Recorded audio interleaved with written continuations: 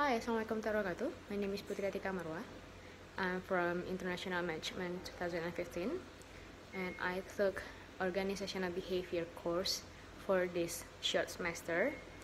And now I'm going to answer the questions from Mr. Adi Mursalin for midterm examination. I'm going to answer the first part, which is part A. It's a question for review and based on theory. So here we go. The first questions. Define organizational behavior according to three experts and interpret their definition in your own word. So the first expert is Lutens. Lutens says organizational behavior is understanding, prediction, and management of the human behavior that affect the performance of organizations. The second is Kate Davis.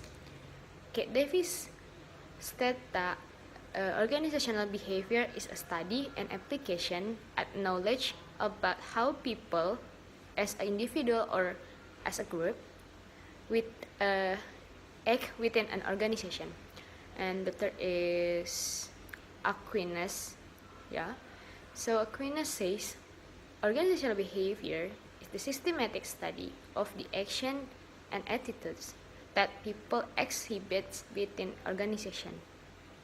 And now, from my side, or from my opinion, based on my opinion, OB is a study about how people interact or how people behave in an organization, which might also can affect the whole organization performance.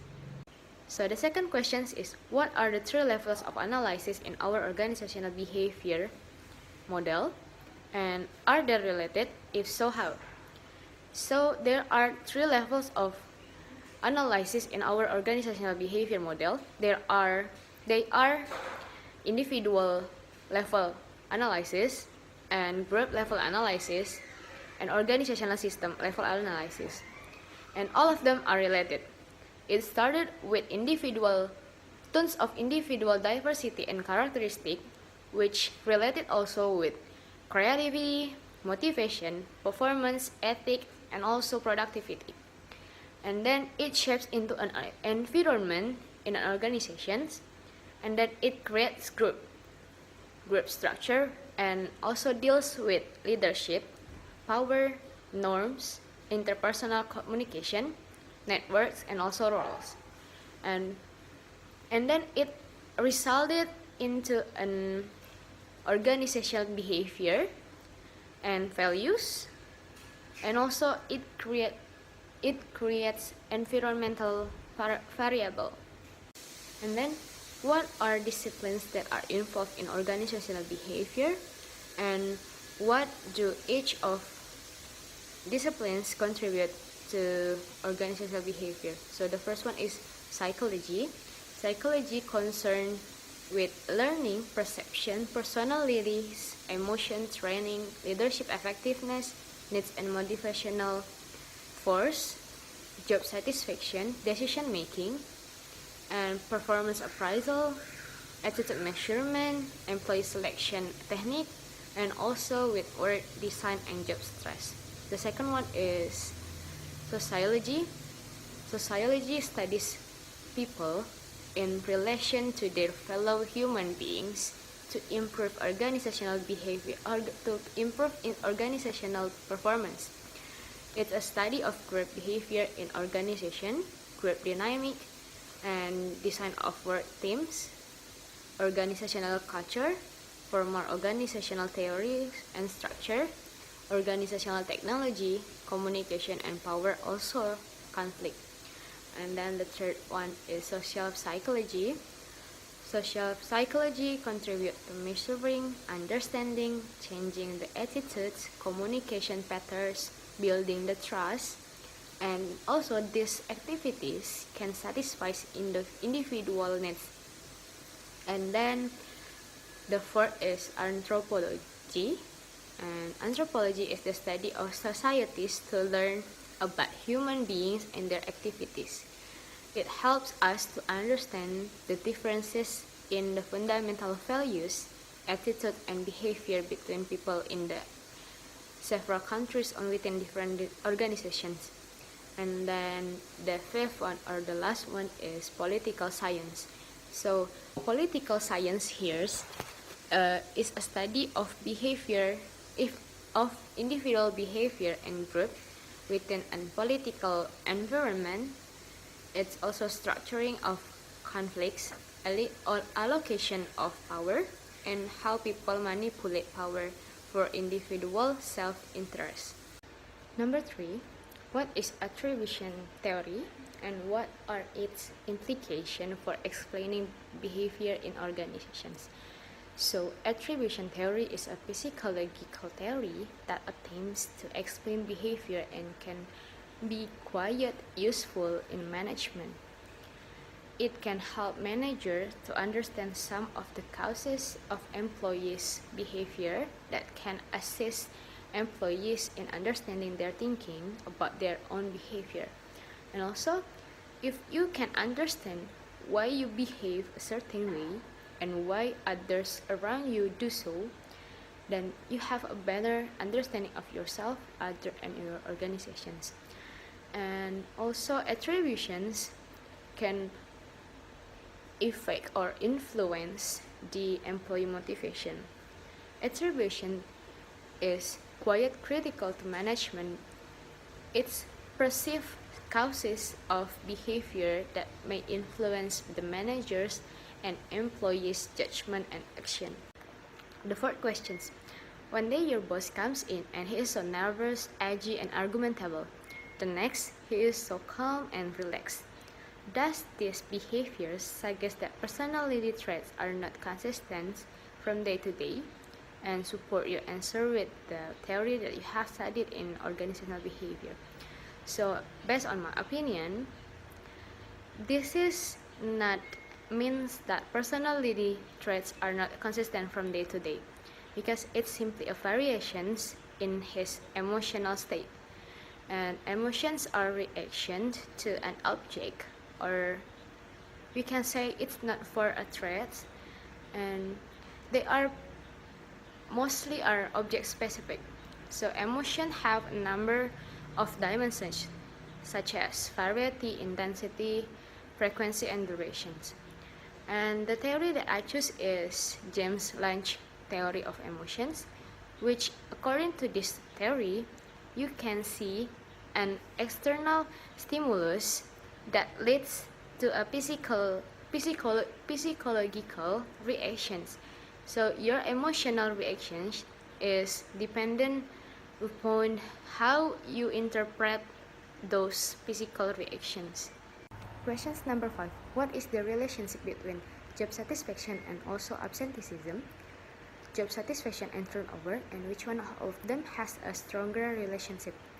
So, job satisfaction and also absenteeism here are the two human resources conditions that directly related to and indicate the status of each other.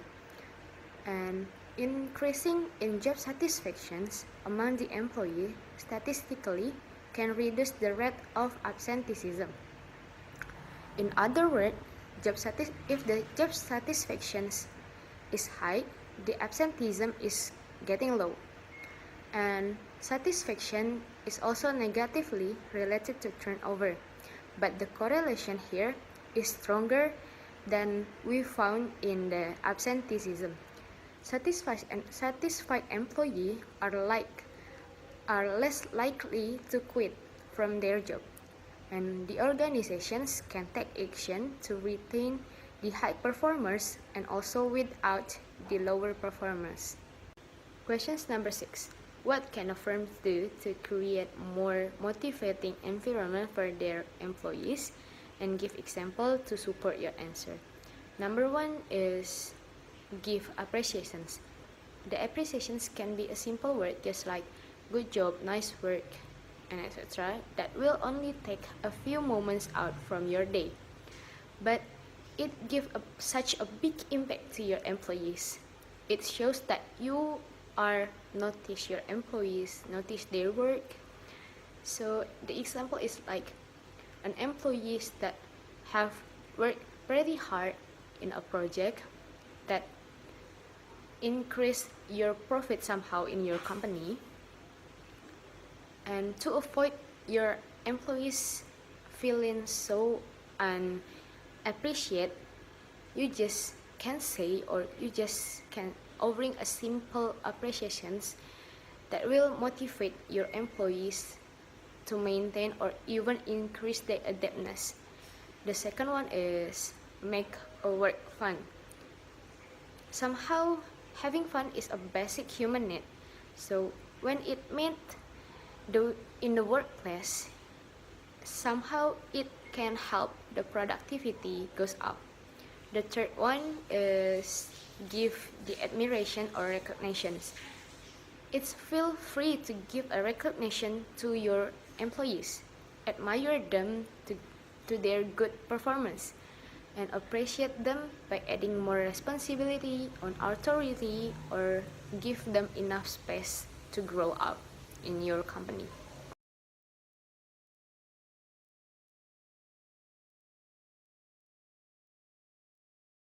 So now we move to part A, point 2. Number 1 is OB is for everyone. Build an argument to support your statement. So basically, organizational behavior is not just for manager, it's for everyone. The roles of managers nowadays in some organization or most of organizations is like kind of blurry in many organizations. And now I guess managers, most of them are asking their employees to share in their decision making and not just simply following the orders. OB also can apply equally well in daily life, in all situations, in a basketball court or grocery store, school, or something like that. And also, we can use this concept or organizational behavior to such a manage our own self. Questions number 2. Give some example of situation where expressing emotion openly might improve job performance.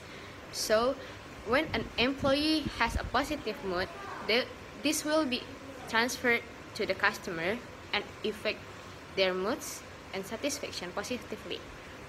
Hence, these sales will increase and the performance of employee will be affected greatly, which in turn will affect his job satisfaction. So number 3, managers should do everything they can to enhance the job satisfaction of their employees. Do you agree or disagree? And support your positions. So based on my perspective, I do agree. Although managers have many roles in the organizations, their most important purpose is to manage their employees in a way to somehow can maximize their profit. Questions number 4. Identify the 3 activities that you really like or you really enjoy, and then the 3 activities that you really dislike. Number 1, the activities that I like is holiday, since in holidays I don't have to do my homework and I don't have to wake up too early. And then the second one is funny people, because somehow funny people spread hormones of happiness and also smiles wherever they go. The third one is listening to music, since music, for my own perspective, music is a type of language that is always easily understood by everyone. And then the disliked ones is hateful people. Instead of being so hateful or hating people, you can just ignore them and then go find your people that you really care and you really like to be your friends. And then the second one is smokes, because smokes make me feel like vomiting. When people smoke near me, it makes me sick. Like I hard to catch my breath. And then the third one is no internet connections. Somehow internet nowadays is essential for people. Internet is required for job, or you can use for looking something, research, shopping, and communications. Question number 5. How is OB applied in your life as a student in a university, as the employee in a workplace, and also as an employer? So, as the student in university, organizational behavior helped me to how to behave in front of my friends, my lecturer, and someone older than me. And also, it's good for me to keep maintaining the good mood, since by having a good mood, it's better for me to have a better understanding in the subject or the materials given by the lecturer.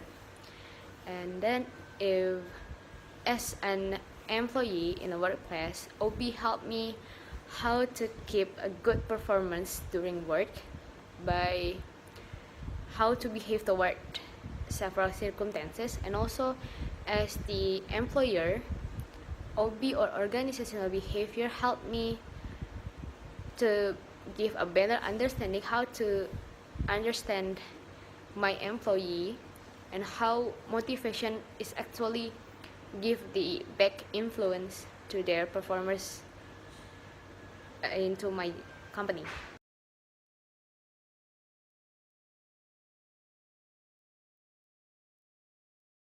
We come to the part B, which I have to review my classmates' presentations.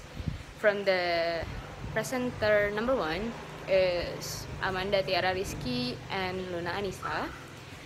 They deliver about what is organizational behavior, and the presentation is pretty clear since I got to know that OB is the study of the way people interact between the group. And the chapter 2 is diversity in organizations by Elsa and Miriam Asali. This presentation is pretty clear since I got to know that there are such differences among employee, just like characteristic as a gender, age, and then physical appearance and sex.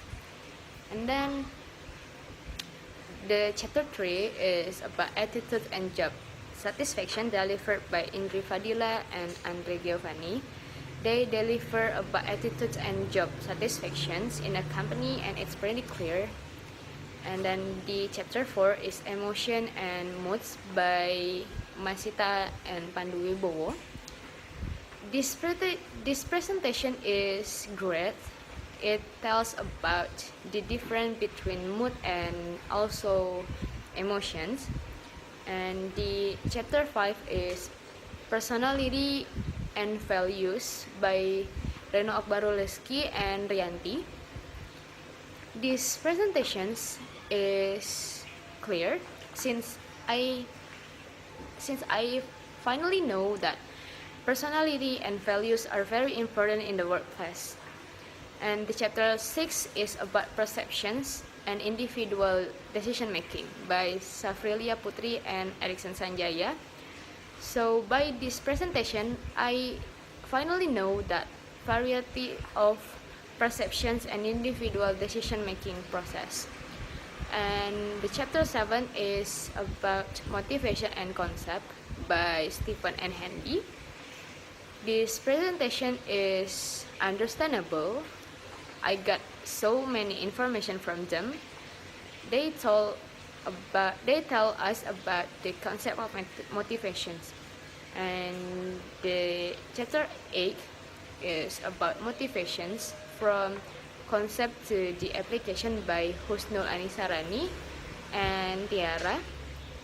From this presentation, I know that how to implement the concept into the real applications. And the last but not least is chapter 9. Is about foundation of group behavior by Karin and Daniel.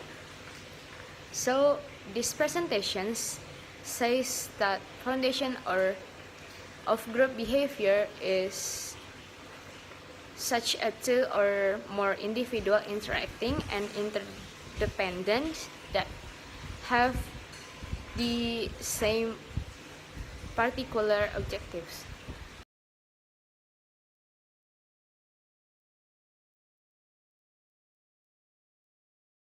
So the part 2 is about review. So I have to review several videos that been posted by Mr. Adi Mursalin in organizational behavior Facebook. So the first video that I watched is about organizational citizenship behavior. It's on the channel of Shagarat G, and it published on March 6, 2014, if I'm not mistaken.